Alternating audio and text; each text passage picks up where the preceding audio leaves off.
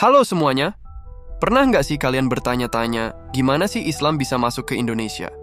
Kok bisa ya, sebuah negara yang mayoritas penduduknya beragama Islam, dulu ternyata nggak kenal Islam?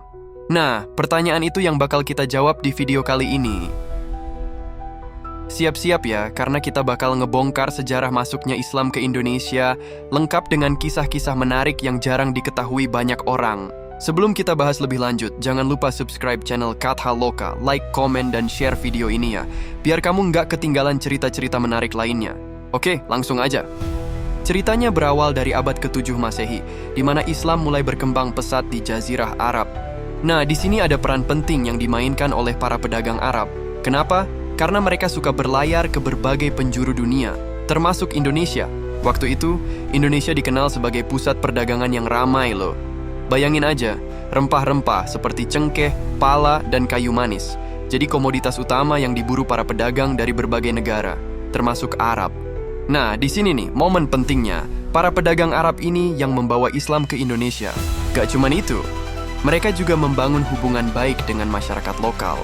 Bayangin mereka berdagang, membangun hubungan, dan sambil itu mereka juga menyebarkan ajaran Islam. Gimana ceritanya?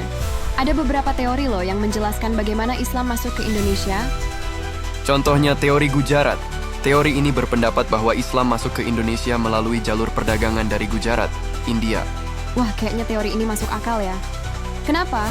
Karena di Gujarat banyak komunitas Muslim yang aktif berdagang dan berinteraksi dengan masyarakat Indonesia. Selain teori Gujarat, ada juga teori Persia. Teori ini berpendapat bahwa Islam masuk ke Indonesia melalui jalur perdagangan dari Persia. Benar juga sih. Waktu itu Persia dikenal sebagai pusat peradaban Islam yang maju. Nah, teori ini juga didukung dengan keberadaan makam-makam kuno di Indonesia yang bertuliskan bahasa Persia. Selain kedua teori tersebut, ada juga teori Tiongkok loh. Tiongkok? Teori ini menyatakan bahwa Islam masuk ke Indonesia melalui jalur perdagangan dari Tiongkok. Kok bisa Tiongkok? Bukannya Tiongkok yang beragama Islam itu sedikit? Waktu itu Tiongkok juga memiliki komunitas Muslim yang aktif berdagang dan berinteraksi dengan masyarakat Indonesia. Wih, seru banget ya ceritanya. Terus gimana sih Islam bisa diterima oleh masyarakat Indonesia? Nah, di sini nih, ada beberapa faktor yang membuat Islam mudah diterima di Indonesia. Faktor pertama yaitu ajaran Islam yang damai dan toleran. Ajaran Islam memang menekankan pentingnya perdamaian, kasih sayang, dan keadilan. Ajaran ini ternyata cocok dan selaras dengan budaya masyarakat Indonesia yang ramah dan toleran. Faktor kedua, yaitu pendekatan dakwah yang dilakukan oleh para pedagang Arab.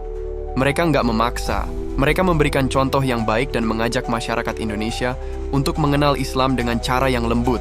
Faktor ketiga, yaitu peran penting dari para wali songo. Wali songo adalah para ulama yang berperan penting dalam menyebarkan Islam di Jawa. Mereka menggunakan berbagai cara untuk menyebarkan Islam seperti dakwah, pendidikan, dan seni. Salah satunya adalah melalui seni musik dan tari. Dengan menggabungkan seni budaya lokal, mereka berhasil membuat Islam mudah diterima oleh masyarakat Indonesia. Nah, dari situlah Islam terus berkembang di Indonesia dan menjadi agama mayoritas di negara kita.